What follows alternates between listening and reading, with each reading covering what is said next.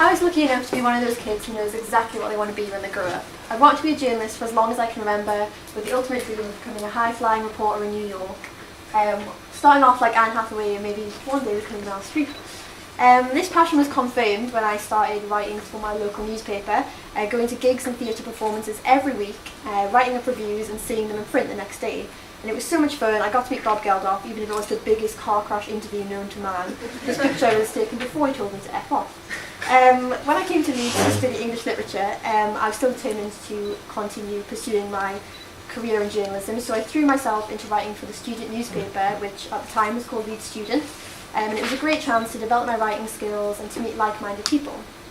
The Gryphon newspaper, as it is now called, is the official university newspaper, and it's part of and partly funded by the union, and our office is based in the union building. However, it is still our job as a newspaper to hold both the university and the union to account. The Gryphon's made up of a number of different sections split across the newspaper and our cultural supplement in the middle. News, arts, features, just to name a few. And each section has its own editor who holds a weekly meeting, and anyone can go along and offer to write articles. There's no commitment, and you can write for as many sections or as little as you like.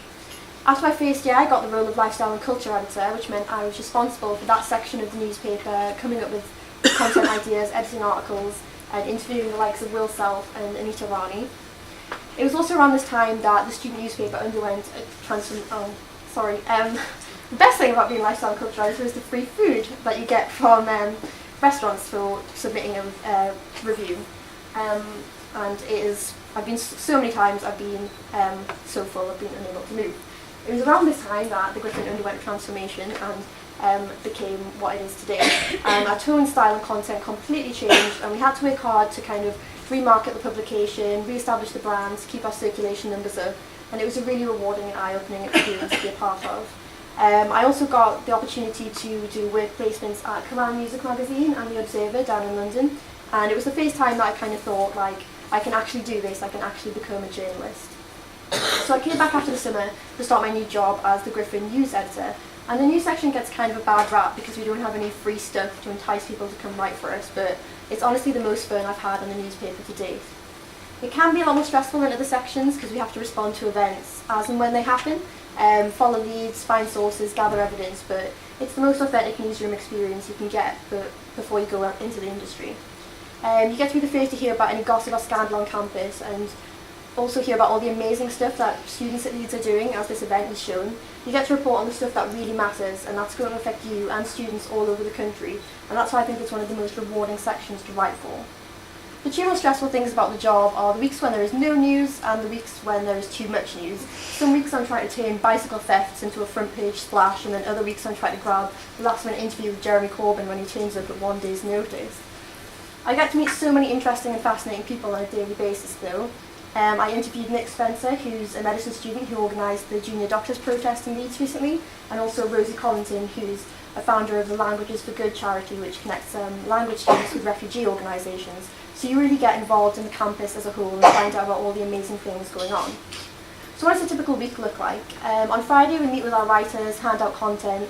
Monday to Wednesday is when the articles start coming in, we edit them, chase up leads and carry out interviews.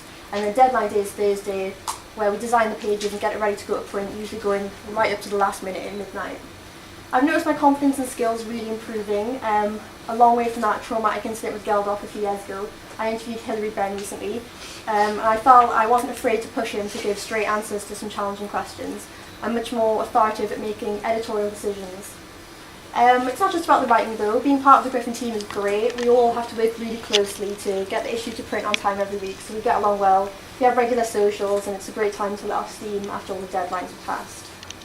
So there's two things I really want to stress in this presentation. Firstly, anyone can write for the Gryphon. You don't have to be journalism obsessed like me. We organise writers' workshops if people want to improve their skills if they don't feel confident enough, and offer feedback on articles.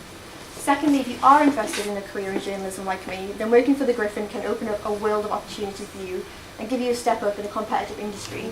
Having a portfolio of work and some solid writing and editorial experience can really make you stand out from other candidates. So if you are interested in writing for the Gryphon, I'd say just go for it. You never know where your time as a Gryphon reporter or editor may take you, but you will undoubtedly have some amazing experiences, develop some invaluable life skills, and meet some fantastic people along the way. Thank you.